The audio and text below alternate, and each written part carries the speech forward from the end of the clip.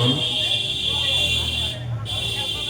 সবাইকে আমার আসসালামু আলাইকুম ওয়া রাহমাতুল্লাহি ওয়া বারাকাতুহু। পাতনুর রহতপুর আবার অ্যাকচুয়ালি বলা যায় শিক্ষার জায়গাও এটাই, কর্মক্ষেত্রেও পাতনুর জায়গা। আজকে আপনাদের দোয়াতে সম্ভবত 17-18টা জালসায় হাজির হয়েছে। তার মধ্যে দুটা জালসা অন্য মাসলাক আমার স্থানীয় সূর্যাপুরে যে ভাইয়েরা আছে, একটা জালসায় ওদের গেছি, আর একটা ভাটল আছে যারা আনসারি ভাইয়েরা জালসা করেছে সেখানে গেছি, আর বাকিটা সম্পূর্ণ আমাদের শেরশাবাদের জালসাতে গেছি।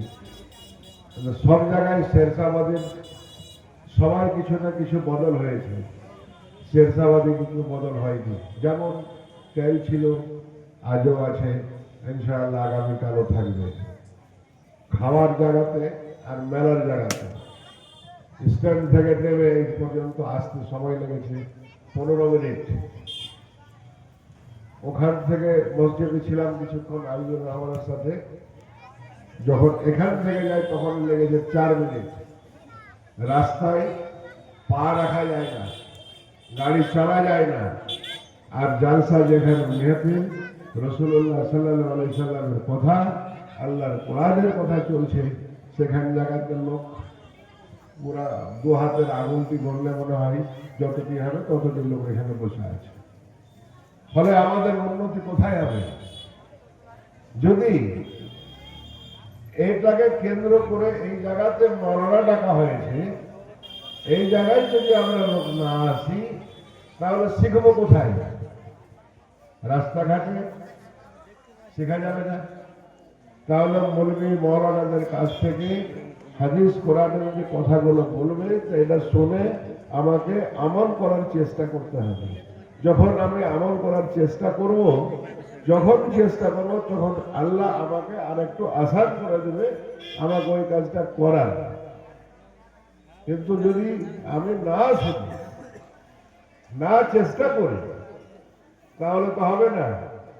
কম শুয়ে আছে এতক্ষণ ধরে যতগুলো লোক আছে বর্তমান সময়ে উপরে, এবার বলছি আপনাদের গত জুন মাসে একটা ক্ষতি হয়েছে, আপনারা জানেন কি?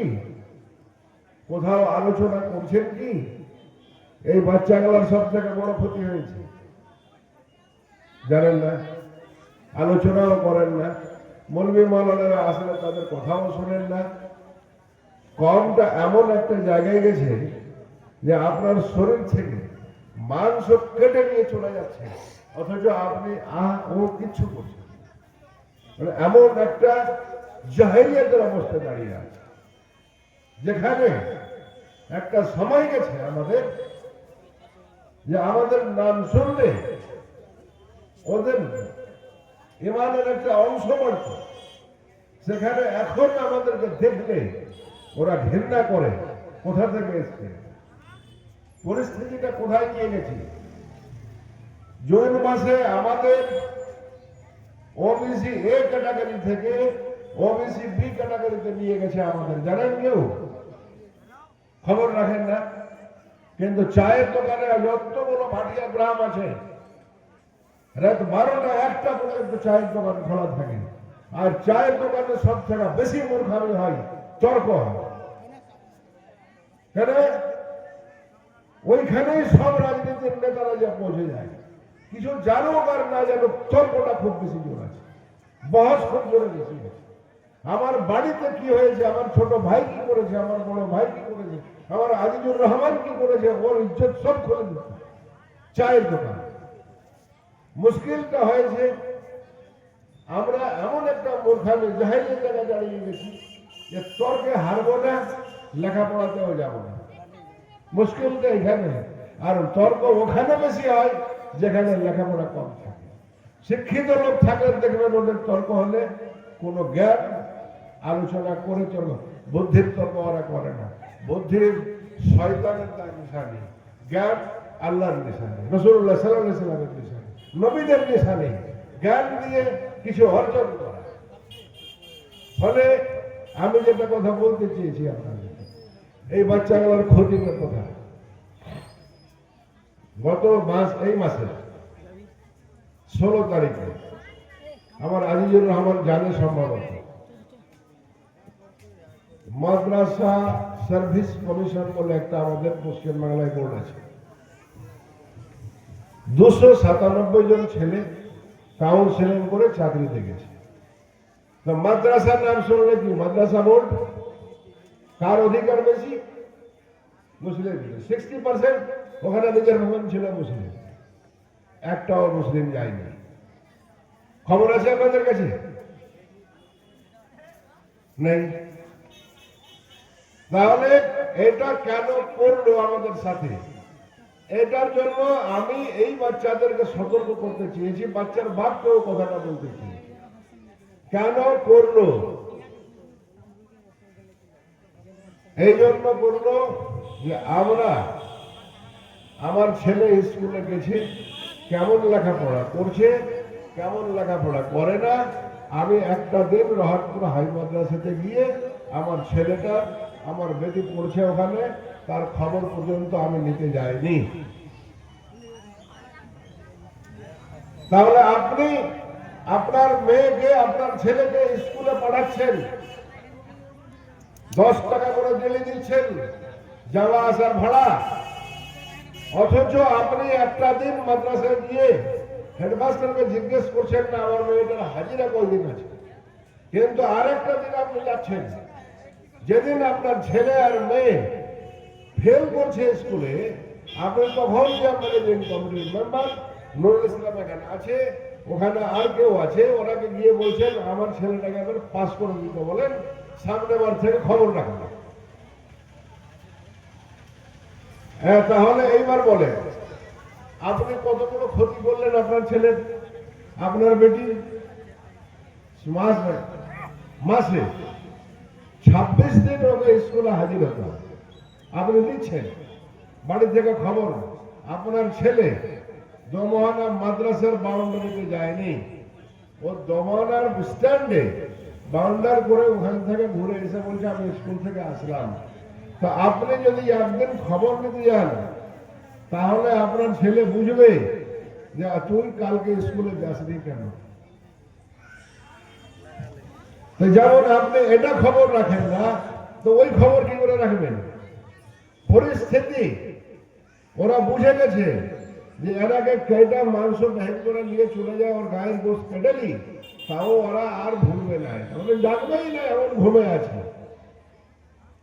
আপনারা ঘুম থেকে জাগেন, যে যেটা দল করছেন তার দলের নেতারাকে বলেন যে আমার ওবিসি এ ক্যাটাগরিতে ছিলাম, আমাকে ওখানে ফিরিয়ে নিয়ে চল, না হলে 297 কলেজ সার্ভিস কমিশনে 140টা ছেলে এই 3 মাসের মধ্যে ঢুকেছে, 3টা বছর।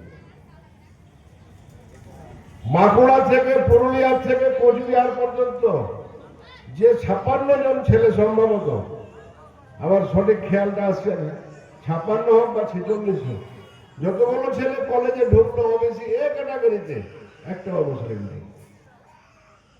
কি জন্য নেই? ওই যে কাটা গেছে ওবিসি, আর জানে আর কাটলে এরা কিছু কইবে না।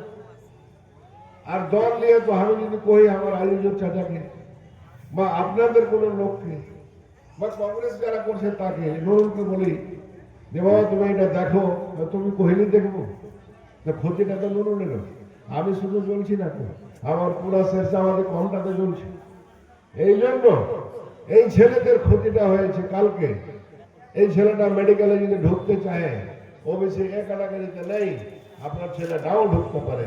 আজকে কলেজে ওবিসি থেকে ঢুকতে পারছে না, কাল ইউনিভার্সিটিতে ঢুকতে পারছে না, পিএইচডিতে ঢুকতে পারছে না, আপনার মুসলিম ছেলে আটকে গেছে এই খোঁচাতে। তার জন্য আমি আপনাদেরকে সজাগ করতে চেয়েছি, যদি গভর্নমেন্ট অন্য জায়গায় কম্পিটিশন করছে, যেটা আমাদের সাথে কম্পিটিশন করা উচিত ছিল গভর্নমেন্টের, সেন্ট্রাল একটা সরকার আছে, কেন্দ্রে, রাজ্যে একটা সরকার আছে, দুজনেই কিন্তু একটা অন্য খেলে কম্পিটিশন করছে। খেয়াল করে দেখবেন, উনি এসে রাম মন্দির তৈরি করলো অযোধ্যাতে, ইনি তৈরি করলেন দীঘার যে মন্দির, ওরা চাঁদা তুলে কিন্তু করেছে মন্দিরটা। এ কিন্তু আমার আপনার ট্যাক্সের টাকাতে করেছে বাংলার মুখ্যমন্ত্রী যে মন্দিরটা করেছে। একটা মন্দির করছে রাজারহাটে, আর একটা মন্দির মহাকাল মন্দির করবে উত্তর বাংলাতে। ওর ইচ্ছা এটা। আমি বলছি বাবা, তুমি 1000 মন্দির তৈরি করো, কিন্তু আমার ট্যাক্সের টাকাতে তৈরি করো না, তোমার পকেটের টাকা দিয়ে করো। বিরোধটা আমার এইখানে।